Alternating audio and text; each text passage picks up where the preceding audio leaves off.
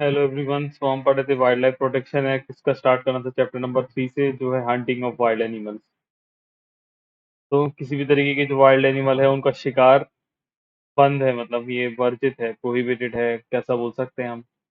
कुछ कंडीशंस में ही किया जा सकता है, बाकी पूरी तरीके से बंद है या मना है बोल सकते हैं। तो स्टार्ट होता है सेक्शन 9 से, जो बताता है prohibition of hunting.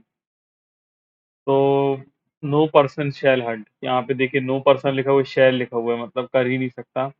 Hunt any wild animal, जो भी स्पेसिफाइड है यहाँ पे शेड्यूल 1, शेड्यूल 2, शेड्यूल 3, शेड्यूल 4 में,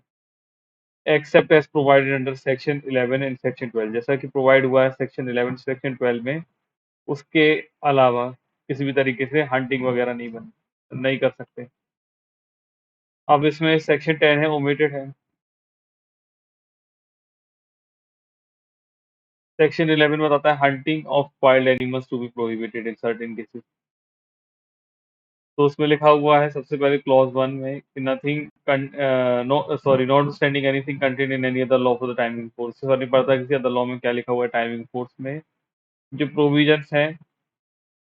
चीफ वाइल्ड लाइफ वार्डन अगर वो सेटिस्फाई हो गया, तो जो कोई भी एनिमल स्पेसिफाइड है यहाँ पे शेड्यूल 1 में, वो अगर डेंजरस हो गया है ह्यूमन लाइफ के लिए, या वो डिसेबल्ड या डिसीज हो गया है और बियॉन्ड रिकवरी है, मतलब रिकवरी नहीं हो सकती उसकी, by the order in writing and stating the reason there for, मतलब वो एक राइटिंग में ऑर्डर देंगे, हमेशा राइटिंग में होना चाहिए, याद रखिएगा लॉ में सब चीजें राइटिंग में होती हैं, मतलब सारी चीजें राइटिंग में चाहिए, और स्टेट करेंगे वो रीजंस की क्यों रीजंस हैं देयर फॉर। उसके बाद परमिट परमिट करेंगे एनी पर्सन की वो हंट कर दे यहाँ पे उस एनिमल का, और cause such animal to be hunted. तो ए क्लॉज में क्या बता रहे हैं, मतलब ए पॉइंट में सबसे पहले वो ये बता रहे हैं कि जब भी चीफ वाइल्ड लाइफ वार्डन अगर सेटिस्फाई हो जाए, या तो कोई एनिमल है जो शेड्यूल 1 में है वो ह्यूमन लाइफ के लिए डेंजर हो गया है, या किसी तरीके से डिसेबल या डिसीज हो गया है और उसकी रिकवरी नहीं हो रही है, मतलब एक तरीके से हम मर्सी किलिंग बता सकते हैं। मर्सी किलिंग होती है ना, कि बहुत ज्यादा घायल है वो जानवर और उसको बहुत तकलीफ हो रही है, तो मार सकते हैं, मतलब लेकिन किसी के ऑर्डर से। तो यहाँ पे जब चीफ वाइल्ड लाइफ वार्डन जो है वो यहाँ पे राइटिंग में ऑर्डर देगा लिख के तभी, और वही पर्सन कर पाएगा जिस पर्सन पे आपको बोला होगा। एनी पर्सन, मतलब जो पर्सन जिसको बताया होगा कि हॉर्न कर सकता है।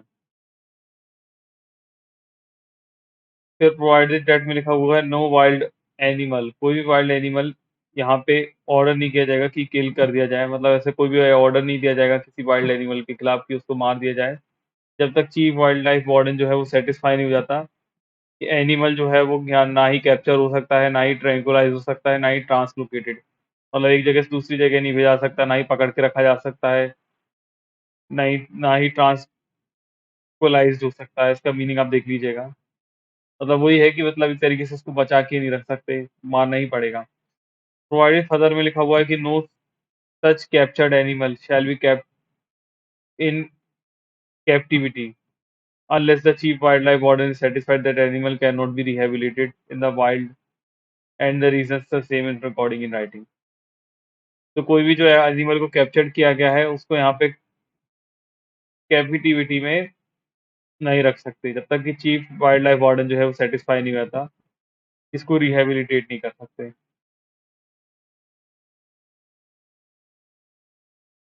एक्सप्लेनेशन में लिखा हुआ है, मतलब यहाँ पे रिहेबिलिटेशन का मतलब यहाँ पे मैं बता देता हूँ पहले, मतलब ये एक्सप्लेनेशन से नहीं बता रहा हूँ, मतलब एक्सप्लेनेशन अलग चीज के बारे में बात कर रहा है। रिहेबिलिटेशन मतलब है कि जब तक उसका पुनर्वास नहीं करा सकते, ये सेटिस्फाई नहीं होता, तब तक उसको यहाँ पे कैपेटिविटी में नहीं रखेंगे। फिर एक्सप्लेनेशन पढ़ लेते हैं। For the purpose of clause A के लिए जो भी प्रोसेस ऑफ कैप्चर और ट्रांसलोकेशन होना है ऐसा केस में भी, such animal shall be in such manner as में cause minimum trauma to said animal. तो ये जो भी प्रोसेस होगी क्लॉज ए की, उसमें ये ध्यान रखा जाएगा कि जो भी कैप्चर या ट्रांसलोकेशन किया जा रहा है वो उस तरीके से किया जाए कि मिनिमम ट्रॉमा हो, मतलब सबसे कम परेशानी हो उस एनिमल को। फिर बी क्लॉज पढ़ते हैं, तो बी क्लॉज बताता है कि जो चीफ वाइल्ड लाइफ वार्डन है, अगर वो ऑथराइज कर देगा ऑफिसर को, अगर वो सेटिस्फाई हो जाता है कि जो कोई भी वाइल्ड एनिमल है जो भी स्पेसिफाई है सब शेड्यूल 2 में, शेड्यूल 3 में, शेड्यूल 4 में, वो डेंजरस हो गया ह्यूमन लाइफ के लिए और प्रॉपर्टी के लिए, या इंक्लूडिंग स्टैंडिंग क्रॉप्स, किसी स्टैंडिंग क्रॉप्स में ऑन एनी लैंड में, और वो डिसेबल्ड है, डिसीज है और बियॉन्ड रिकवरी है, तो वो ऑर्डर इन राइटिंग में स्टेट करके रीजन जैसा हम ऊपर पढ़ते हैं परमिट कर देंगे किसी पर्सन को कि वो हंट कर पाएगा सच एनिमल और ग्रुप ऑफ एनिमल्स का जो भी स्पेसिफाई है उस एरिया में और कॉज सच एनिमल और group of animal in that specified area to be hunted. तो अब यहाँ पे अलग से क्यों बताया हुआ है कि यहाँ पे जो क्लॉज 2 और क्लॉज बोल देता हूँ गलती से, यहाँ पे schedule second, schedule third, schedule fourth में जो एनिमल्स दिए गए हैं वो यहाँ पे क्या है कि वो लाइफ वगैरह के लिए है वो ठीक है, लेकिन यहाँ पे किसी की प्रॉपर्टी जो कि स्टैंडिंग क्रॉप्स वगैरह जो लैंड पे लगी हुई है ये चीजें ऊपर नहीं थी। तो अगर यहाँ पे किसी के लैंड में वो उसकी क्रॉप मतलब फसल वगैरह को खराब कर रही है तो भी ये ऑर्डर पास हो सकता है। फिर लिखा हुआ है कि द किलिंग और wounding in good faith of any wild animal in the defence of one self और in any other person shall not be an offence. जो किलिंग कर रहे हैं किसी का भी या वाउंडिंग मतलब उसको कुछ तरीके की चोट पहुंचा रहे हैं या तो मार डाल रहे हैं या चोट पहुंचा रहे हैं गुड फेथ में किसी पर्सन के डिफेंस करने में खुद के डिफेंस करने में, तो वो यहाँ पे कोई ऑफेंस नहीं होगा। लेकिन प्रोवाइडेड दैट में लिखा हुआ है नथिंग इन दिस सबसेक्शन, इस सबसेक्शन का जो भी है वो उसको एक्स एक्सोनरेट नहीं करेगी यहाँ पे, मतलब शैल मतलब नथिंग से पढ़ना पड़ेगा। नथिंग मतलब यहाँ पे कोई भी चीज जो है एक्सोनरेट नहीं करेगी उस पर्सन को, मतलब उसको ये ऑफिशियली डिक्लेयर नहीं कर देगी कि जो भी उसने किया उसमें उसकी कोई रिस्पॉन्सिबिलिटी नहीं है। जब भी उसने डिफेंस में कुछ नेसेसरी किया, कमिट किया कोई भी एक्ट कॉन्ट्रीवेंशन करके इस एक्ट के प्रोविजंस को, जो भी रूल्स बनाए गए यहाँ पे उनको। फिर लिखा हुआ है कि एनी वाइल्ड एनिमल किल्ड, जो भी वाइल्ड एनिमल किल हुआ है और वाउंड हुआ है वो डिफेंस में किसी पर्सन के, तो यहाँ पे वो गवर्नमेंट प्रॉपर्टी होगी। मतलब जो एनिमल वगैरह मार दिए गए हैं यहाँ पे या उनको कुछ चोट पहुंचाई है तो डिफेंस वगैरह करते हुए तो प्रॉपर्टी किसकी होंगी, तो गवर्नमेंट की होंगी। ऐसा नहीं कि जिस पर्सन ने किया वो बोले कि अब इससे जो भी कुछ मिल रहा है जैसे उसके सींग है कुछ है तो वो बोले कि ये मेरी प्रॉपर्टी है, तो नहीं, ऐसा नहीं होता। फिर उसके बाद है सेक्शन 12 जो कि बताता है grant of permit for special purposes. अब स्पेशल पर्पसेस के लिए ग्रांट भी दे सकते हैं। तो लिखा हुआ है नॉट स्टैंडिंग एनीथिंग कंटेन, तो इसमें फर्क नहीं पड़ता कि कहीं और क्या लिखा हुआ है elsewhere in this act it shall be lawful for the chief wildlife warden. तो चीफ वाइल्ड लाइफ वार्डन के पास ये लॉफुल होगा कि वो ग्रांट कर सकते हैं परमिट ऑर्डर करके राइटिंग में और स्टेट कर देंगे वो रीजंस की क्यों वो ऐसा कर रहे हैं। मतलब ये दो चीजें जरूरी होना चाहिए, एक राइटिंग में और एक उनके रीजंस जो वो स्टेट करेंगे। उसके बाद किसी एनी पर्सन को मतलब वो यहाँ पे on payment of such fees जो कि प्रिस्क्राइब्ड है, तो किसी पर्सन को जब वो वाली फीस दे देगा जो कि प्रिस्क्राइब है उसको एंटाइटल कर देंगे और परमिट कर देंगे कि वो हंट कर सकता है सच कंडीशंस में, उन कंडीशन में जो कि स्पेसिफाई की गई है यहाँ पे, और एनी वाइल्ड एनिमल जो भी स्पेसिफाइड है इन सच परमिट देयर ऑफ में। सबसे पहले ये है एजुकेशन, एजुकेशन के लिए, दूसरा है साइंटिफिक रिसर्च के लिए, तीसरा है साइंटिफिक मैनेजमेंट के लिए। तो एक्सप्लेनेशन में लिखा हुआ है for the purpose of clause BB, पर बीबी के क्लॉज के लिए मतलब साइंटिफिक मैनेजमेंट की बात हो रही है यहाँ पे। साइंटिफिक मैनेजमेंट के लिए, साइंटिफिक मैनेजमेंट मतलब होता है किसी भी तरीके का ट्रांसलोकेशन करना, मतलब एक जगह से दूसरी जगह भेज देना ऑफ एनी वाइल्ड एनिमल को और अल्टरनेटिव सुटेबल हैबिटेट में, मतलब जो उसके अल्टरनेटिव सुटेबल हैबिटेट हुआ। सुटेबल हैबिटेट हम देख चुके थे कि जहाँ से बिलोंग करता है, जहाँ पे वो पाए जाते हैं, उसके अल्टरनेटिव में उसको कहीं भेज देना मतलब। तो दूसरा है पॉपुलेशन एंड मैनेजमेंट करना वाइल्ड लाइफ का। पॉपुलेशन मैनेजमेंट मतलब एक तरीके से कि कहीं पे बहुत सारे वाइल्ड लाइफ हो गए, कहीं पे कम हो गए, और उनका विदाउट किलिंग, हम चाहते हैं कि उनको मारा भी ना जाए, ना ही उनको पॉइजनिंग की जाए, और ना ही उनको डिस्ट्रॉय किया जाए किसी वाइल्ड एनिमल को। फिर कलेक्शन है, कलेक्शन करना किसी स्पीसीज को जो कि रिकॉग्नाइज जू है, subject to the permission of section 38I, जो कि रिकॉग्नाइज जू है सब्जेक्ट टू द परमिशन जो भी है यहाँ पे सेक्शन 38I में। फिर वो और म्यूजियम एंड सिमिलर इंस्टीट्यूशन, तो म्यूजियम और सिमिलर इंस्टीट्यूशन के लिए जो कुछ भी है। तो कलेक्शन किस चीज के लिए कर रहे हैं कि रिकॉग्नाइज जू वगैरह के लिए कर रहे हैं, या म्यूजियम या सिमिलर इंस्टीट्यूशन जैसे हैं उनके लिए कलेक्ट कर रहे हैं उनकी स्पेसिमेंस को मतलब। फिर डी है डेप्राइवेशन, किसी भी तरीके का डेप्राइवेशन कर रहे हैं, कलेक्शन कर रहे हैं, प्रिपरेशन कर रहे हैं किसी स्नेक वेनोम का, मतलब यहाँ पे सांप के ज़हर का मतलब इस तरीके से कर सकते हैं कि ड्राइवेशन कर रहे हैं, मतलब डेराइवेशन बोल रहा हूँ मैं, ड्राइवेशन, कलेक्शन वगैरह कर रहे हैं, प्रिपरेशन वगैरह कर रहे हैं। किस चीज़ के लिए मैन्युफैक्चर कर रहे हैं? Manufacture of life saving drugs. तो जैसे एनेस्थीसिया वगैरह जो है, ये आपको पता होगा कि बेहोश वगैरह करने की जो दवाइयाँ हैं, वो स्नेक की जो ज़हर होता है, उससे बनाई जाती हैं। तो उसके लिए अगर यहाँ पे डेरिवेशन, कलेक्शन या प्रिपरेशन कर रहे हैं, तो चल सकता है। फिर प्रोवाइडेड दैट में लिखा हुआ है कि परमिट यहाँ पे नहीं ग्रांट किया जाएगा, no permit shall be granted. सबसे पहले किस चीज़ में, कि जब भी किसी वाइल्ड एनिमल जो कि स्पेसिफाई है शेड्यूल 1 में, जब तक कि previous permission of central government की नहीं ले ली जाती।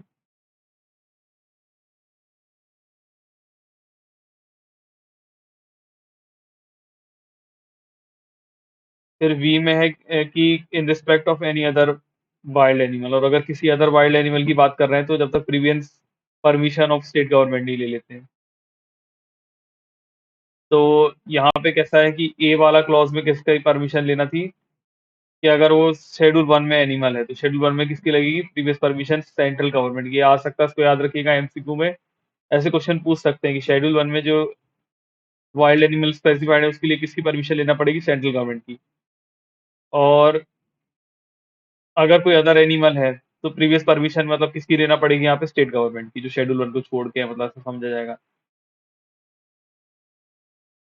और ड्राइवेशन, कलेक्शन, प्रिपरेशन होता है स्नेक वेनोम का, तो manufacture of life saving drugs वगैरह के लिए हो सकता है।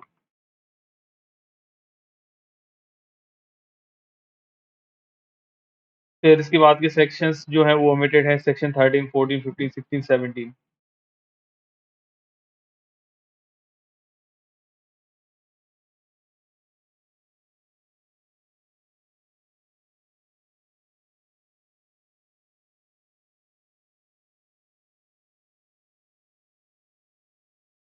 उसके बाद है चैप्टर नंबर 3 ए, जो कि है प्रोटेक्शन ऑफ स्पेसिफाइड प्लांट। अब जैसे हम उधर पे वाइल्ड एनिमल का देख रहे थे, अब यहाँ पे स्पेसिफाइड प्लांट का भी प्रोटेक्शन होता है। तो सेक्शन 17 ए है प्रोहिबिशन ऑफ पिकिंग। तो किसी भी तरीके का पिकिंग, अपरूटिंग, एक्सेट्रा किसी भी स्पेसिफाइड प्लांट का, तो उनके ऊपर प्रोहिबिशन है, मतलब वही बंद है, प्रतिबंध लगा हुआ है, आप कुछ भी समझे जिस तरीके से वर्जित है, इस तरीके से जो भी आप बता सकते हो, जो भी आप समझ सकते हो, तो प्रोहिबिशन मतलब पूरी तरीके से मनाही है कि किसी भी तरीके का, ना ही उनको पिकिंग मतलब उनको तोड़ नहीं सकते, अपरूटिंग मतलब उसको उखाड़ नहीं सकते किसी भी स्पेसिफाइड प्लांट को। तो जैसे भी जहाँ भी प्रोटेक्टेड एरिया होते हैं, या जो भी मतलब जैसे नेशनल पार्क है, सेंचुरी है, तो वहाँ बिना परमिशन के आप एक पत्ता भी वहां से नहीं निकाल सकते। मतलब एक जैसे नीम का पेड़ भी वहां पे होगा तो उसका पत्ता भी आप नहीं छू सकते, इतना कठोर प्रतिबंध होता है। तो लिखा हुआ है save as provided otherwise in the chapter. जब तक अदरवाइज नहीं बताया हुआ तब तक यहाँ पे क्या है,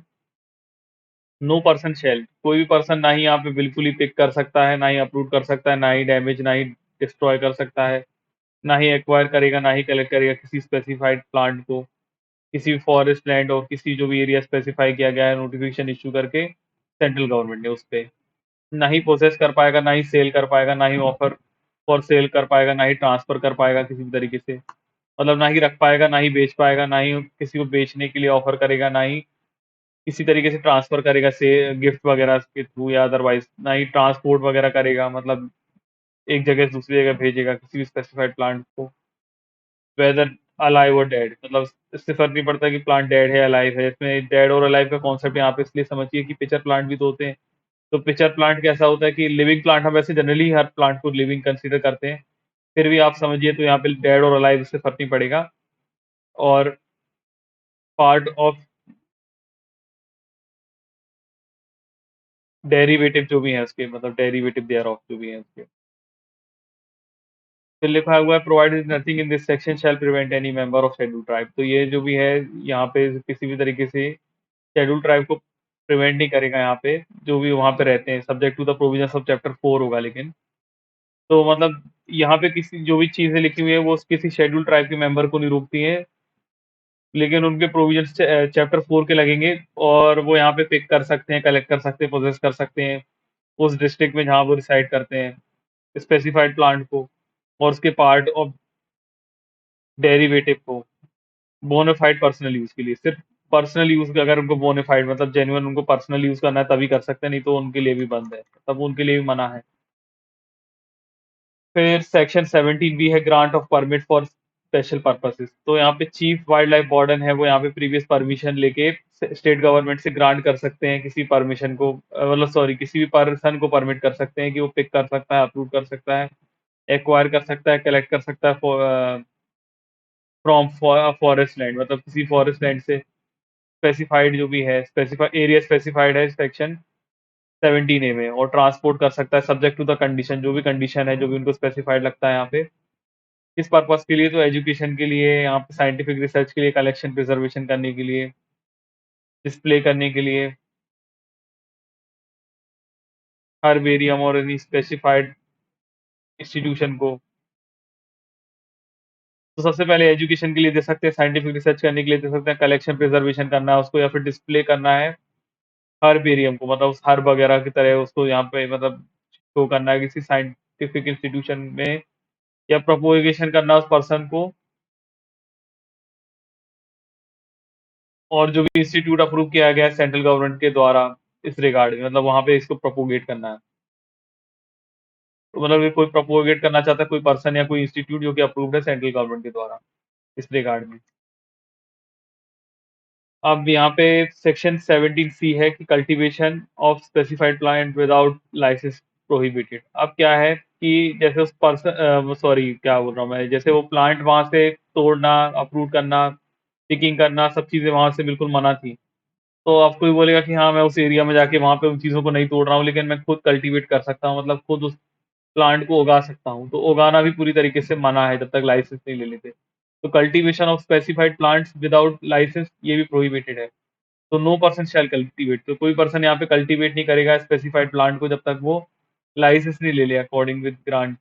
जो कि है यहाँ पे चीफ वाइल्ड लाइफ वार्डन के थ्रू दिया गया है, या फिर अदर पर्सन जो भी ऑथराइज हुआ है स्टेट गवर्नमेंट के द्वारा इस बिहाफ में, तब तक।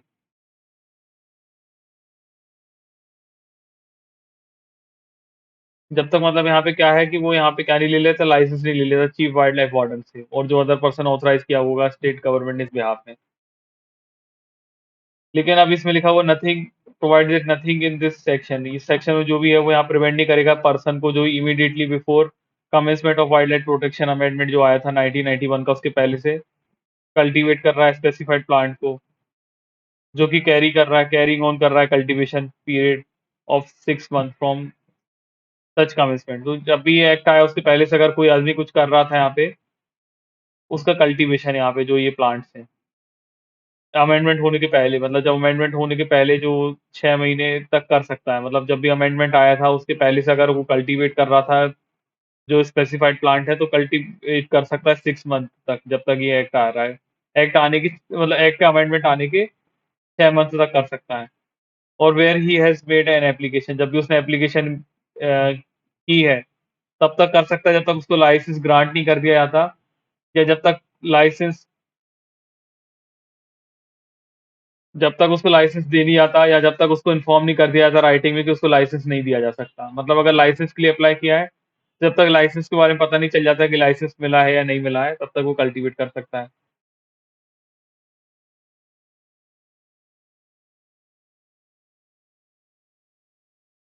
फिर every licence granted under this section, जो भी लाइसेंस यहाँ पे ग्रांट किया गया है उसमें स्पेसिफाई करना पड़ेगा उस एरिया को और कंडीशन को जो भी उसको सब्जेक्ट है, विच द लाइसेंसी शैल कल्टीवेट अ स्पेसिफाइड प्लांट। तो अब जैसे किसी ने लाइसेंस ले लिया, तो ये नहीं कि वो कहीं भी जाके अब कुछ भी उसको कल्टीवेट कर पाएगा। जहां भी उसने लाइसेंस लिया है, जो भी लाइसेंस यहाँ पे ग्रांट किया गया है, उसमें स्पेसिफाई किया जाएगा वो एरिया और वो कंडीशंस भी कि किन कंडीशंस पे उसको सब्जेक्ट में रहते हुए, मतलब उसके अधीन रहते हुए वो कल्टीवेट करेगा स्पेसिफाइड प्लांट को। मतलब ऐसा नहीं कि कहीं भी उगा रहा है, पूरे डिस्ट्रिक्ट में उगा रहा है कहीं भी जा जाके, आप वो भी नहीं चलेगा। और दूसरी बात ये भी नहीं चलेगी कि कुछ कंडीशंस वगैरह होंगी वो भी मानना पड़ेगा, ऐसा नहीं कि अपनी मनमर्जी कर रहा है। फिर सेक्शन 17D है dealing in specified plant without licence prohibited.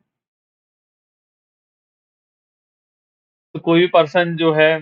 Accept under the accordance with licence granted by chief wildlife warden. तो जो भी पर्सन है, जब तक उसको लाइसेंस नहीं मिल जाता चीफ वाइल्ड लाइफ वार्डन, उसके अलावा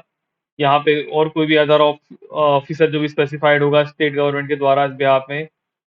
अगर उसके थ्रू, मतलब ये कोई पर्सन जो है जब तक लाइसेंस नहीं ले लेता चीफ वाइल्ड लाइफ वार्डन या कोई अदर पर्सन जो ऑथराइज है स्टेट गवर्नमेंट के द्वारा, उनसे अब तक वो लाइसेंस नहीं ले लेता तो कैरी आउट नहीं कर पाएगा बिजनेस और ऑक्यूपेशन को as a dealer. Specified plant का और पार्ट जो भी है इसका देयर ऑफ उसका।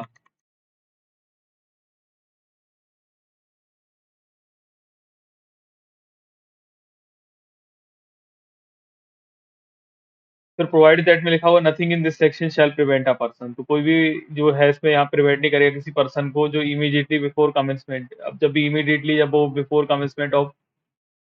वाइल्ड लाइफ प्रोटेक्शन अमेंडमेंट जो 1991 का आया था, उसके पहले अगर वो कैरी ऑन कर रहा था बिजनेस और ऑक्यूपेशन, तो वो कैरी ऑन वगैरह कर सकता है बिजनेस ऑक्यूपेशन वगैरह for the period of 60 days. वहाँ 6 मंथ है, यहाँ पे याद रखिए, यहाँ 60 डेज है जब भी ये कमेंसमेंट हुआ। और जब भी उसने अगर एप्लीकेशन कर दी ग्रांट लेने के लिए, मतलब यहाँ पे कि लाइसेंस चाहिए उसको, तो जब तक उसका लाइसेंस यहाँ पे ग्रांट नहीं कर दिया जाएगा या जब तक उसको इन्फॉर्म नहीं कर दिया जाएगा कि लाइसेंस ग्रांट नहीं किया जा सकता, तब तक वो कर सकता है।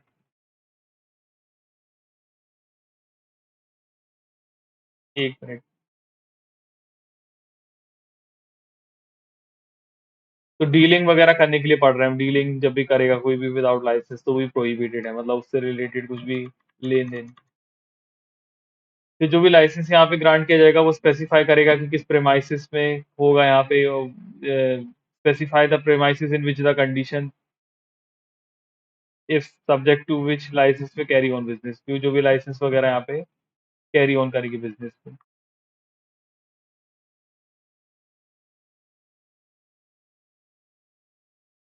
फिर सेक्शन 17E है डिक्लेरेशन ऑफ स्टॉक। तो उसके पहले ये मैंने अच्छे से समझा दिया, मुझे लगता है कि जो भी लाइसेंस यहाँ पे, मतलब फिर से बताता हूँ सब सेक्शन 2 उस सेक्शन का, कि जो भी लाइसेंस यहाँ पे ग्रांट किया जाता है उसमें प्रीमाइसेस बता सकते हैं और वो कंडीशन बता सकते हैं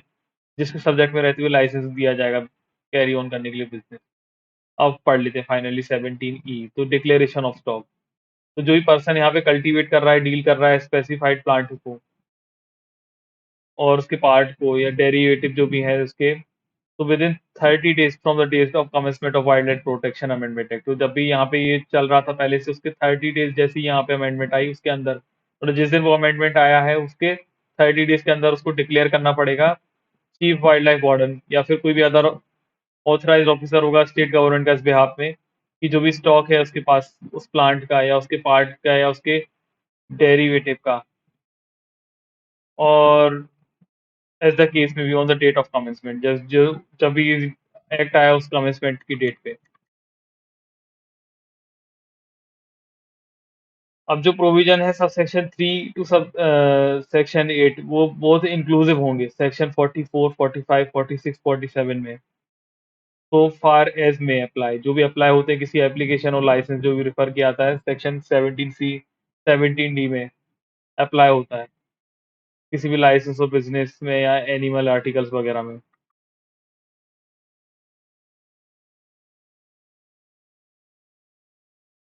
फिर सेक्शन 17F है possession etcetera of plants by लाइसेंसी। अब यहाँ पे पोजेशन में रखने की बात हो रही है, हम टाइम टू टाइम सब चीज देखते हैं, तो 17F में पोजेशन में रखने की बात हो रही है। तो नो लाइसेंसी अंडर दिस चैप्टर शैल। तो अब जो भी लाइसेंसी भी है जिसके पास लाइसेंस है वो यहाँ पे इस चैप्टर में क्या नहीं कर पाएगा, कीप इन कंट्रोल कस्टडी और पोजीशन, मतलब ना ही वो अपने कंट्रोल में रख सकता है, कस्टडी में रख सकता है, ना ही पोजीशन में रख सकता है किसी भी स्पेसिफाइड प्लांट को, उसके पार्ट को, उसके डेरिवेटिव को, उसके जिसकी में डिक्लेरेशन यहाँ पे की गई है प्रोविजंस ऑफ सेक्शन 17F में, और जो भी मेड की और has to be made, but जिसकी मतलब मतलब जो भी स्पेसिफाइड प्लांट है और जो भी उनका पार्ट है डेरिवेटिव है जिनकी डिक्लेरेशन इसमें यहाँ तो करना चाहिए थी बट की नहीं है, मतलब जिसकी डिक्लेरेशन आपको करना चाहिए थी पर की नहीं है, या स्पेसिफाइड प्लांट जो भी है डेरिव उसके पार्ट उसके डेरिवेटिव जो भी है उसको लॉफुली एक्वायर नहीं किया गया है under provision of this act में, और जो भी रूल्स यहाँ पे बनाए गए हैं।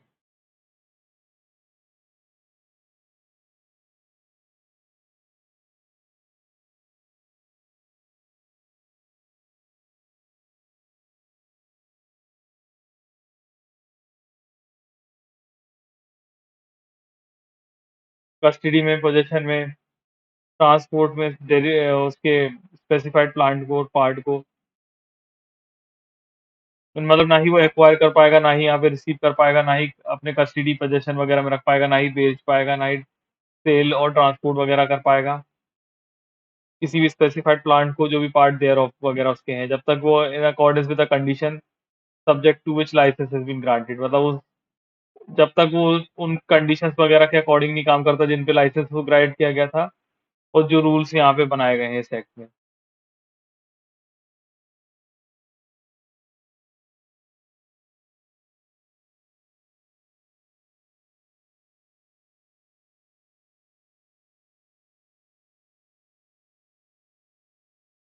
फिर सेक्शन 17 जी है purchase etcetera of specified plant. तो यहाँ पे नो पर्सन शैल परचेज, यहाँ पे कोई पर्सन यहाँ परचेज नहीं कर पाएगा,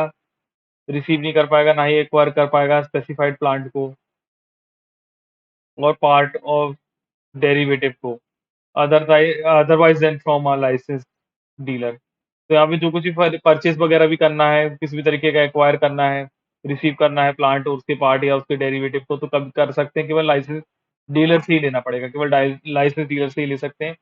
provided nothing in this section shall apply, यहाँ पे जो कुछ भी लिखा हुआ है वो सेक्शन इस पे अप्लाई नहीं होगा, किसी पर्सन जो भी रेफर किया गया है सेक्शन 17 बी को, 17 बी पे जो भी अगर यहाँ पे रेफर किया गया है, उनके ऊपर अप्लाई नहीं होगा। तो सेक्शन 17H है plant to be government property. तो जो भी प्लांट स्पेसिफाई किया गया है, पार्ट जो भी डेरिवेटिव किया गया है इसमें, वो स्पेसिफाइड है in respect of which any offence against this act, जो भी इस ऑफेंस जिसकी भी ऑफेंस हो रही है इस एक्ट में, मतलब यहाँ पे सीधी सी बात है, कोई भी स्पेसिफाइड प्लांट है, उसका पार्ट है, उसके डेरिवेटिव है, जिसके अगेंस्ट यहाँ पे कोई भी ऑफेंस हुई है इस एक्ट में, कोई भी रूल ऑर्डर वगैरह जो भी यहाँ पे बनाए गए थे उनके अगेंस्ट जो भी यहाँ पे ऑफेंस वगैरह कमिट हुई है, तो यहाँ पे उसको प्रॉपर्टी ऑफ स्टेट गवर्नमेंट मानेंगे। And where such part of property और derivative thereof has been collected, और जब भी यहाँ पे किसी भी पार्ट, मतलब जब भी यहाँ पे किसी प्लांट पार्ट उसके डेरिवेटिव वगैरह को यहाँ पे कलेक्ट किया गया है, एक्वायर किया गया है किसी सेंचुरी या नेशनल पार्क से, जो कि डिक्लेयर की गई थी सेंट्रल गवर्नमेंट के द्वारा, तो जो भी प्लांट पार्ट और डेरिवेटिव है, वो यहाँ पे सेंट्रल गवर्नमेंट की प्रॉपर्टी होंगी।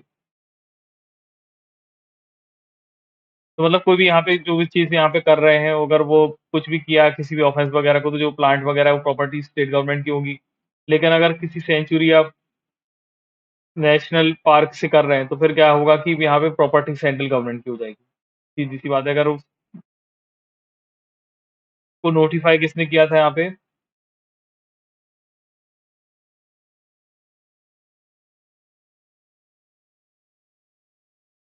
मतलब यहाँ पे अगर किसी भी सेंचुरी या नेशनल पार्क से अगर कोई भी एक उस चीज़ को ले रहा है, तो फिर अगर तो यहाँ पे सेंट्रल गवर्नमेंट की प्रॉपर्टी होगी, अदरवाइज वो स्टेट गवर्नमेंट की प्रॉपर्टी होगी।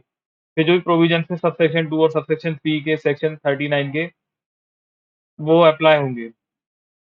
किसी भी स्पेसिफाइड प्लांट के, किसी भी स्पेसिफाइड प्लांट के लिए, पार्ट के लिए